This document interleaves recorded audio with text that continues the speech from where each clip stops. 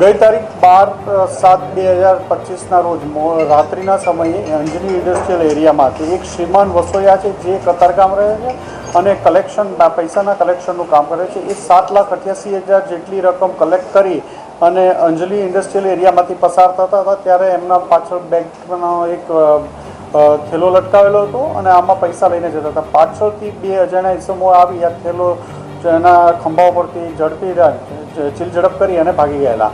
શ્રીમાન વસોયા એની પાછળ એનો પીછો કરતો રહ્યો સતત અને આગળ જતાં એમને બંને પાછા સામસામા ભેગા થઈ ગયા. એણે બાઇક ઉપરથી નીચે ઉતરી અને શ્રીમાન વસોયાને ચપ્પુ પણ મારી દીધું અને ત્યાંથી નાસી ગયેલા હતા. આ બાબતે ચપ્પુ મારી અને ગંભીર બનાવ બનેલો. ક્રાઇમ બ્રાન્ચની અલગ અલગ ટીમો લાગેલી હતી જેમાં પીઆઈ કિરણ મોદી સાહેબ અને પીઆઈ આરઆઈ જાડેજા સાહેબની ટીમને બાતમી મળી હતી અને આ બાતમી આધારે પીએસઆઈ વિશાલ અને પીએસઆઈ ભાટી આ બંને આણંદ તારાપુર ખાતે જઈ અને સેફ ડે પોલીસને બાતમી મળી હતી કે આમાં આ માણસો સંડોવાયેલા છે.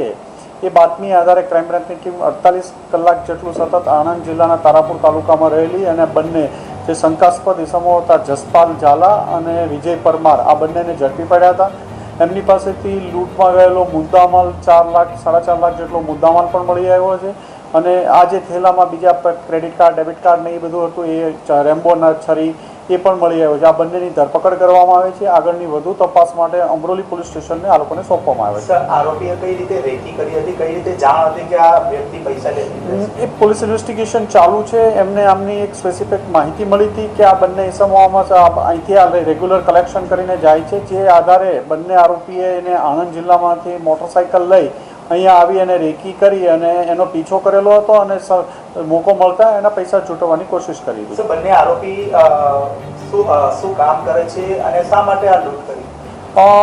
આરોપીઓ ત્યાં છૂટક રખડતા ભટકતા જેવું છે. કોઈ સ્પેસિફિક કામ કરતા નથી અને આ લૂંટ કરવા માટે સ્પેસિફિક આવેલા હતા અહીંયા. બાકીની રકમ લૂંટની ક્યાં છે? પોલીસ ઇન્વેસ્ટિગેશન ચાલુ છે. 48 કલાકનો સમય થયો છે લૂંટ દરમિયાન. એ દરમિયાન બંને આરોપી ઝડપી પાડવામાં આવેલો છે. 75 થી 80% જેટલો મુદ્દામાલ ઝડપી પાડવામાં આવ્યો છે અને અન્ય આગળની તપાસ ચાલુ છે. હજુ સુધી પોલીસ તપાસમાં બહાર આવ્યું નથી પણ એનું ઇન્વેસ્ટિગેશન ચાલુ છે.